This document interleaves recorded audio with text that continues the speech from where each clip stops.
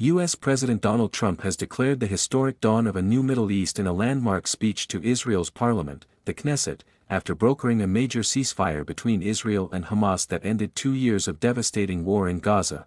Speaking to cheering lawmakers in Jerusalem on Monday, Trump said it was a day of profound joy after 2 harrowing years, marking what he described as a new era of peace and stability in the region.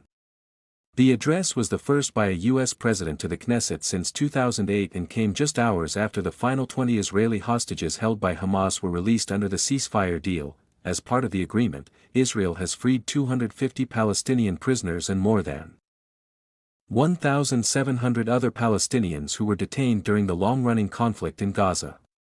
The prisoner exchange and ceasefire are central to what Trump has called his 20-point peace plan for the Middle East. Trump, who was warmly introduced by Israeli Prime Minister Benjamin Netanyahu, received repeated standing ovations from Israeli lawmakers who chanted Trump, Trump, Trump.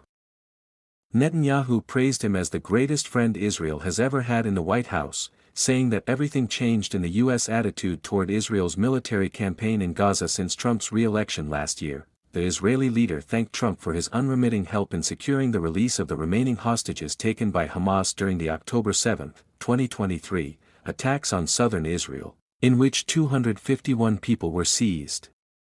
In his remarks, Trump said the ceasefire represented not only the end of a war but the beginning of a magnificent new age for this region.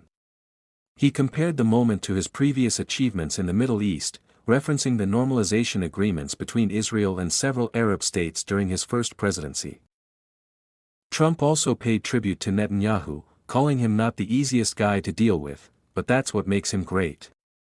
The U.S. president's trip to Israel is part of a broader Middle East tour, which will include a peace summit in Sharm el-Sheikh, Egypt, where he will join Egyptian President Abdel Fattah al-Sisi and other world leaders to discuss the next stages of the peace process.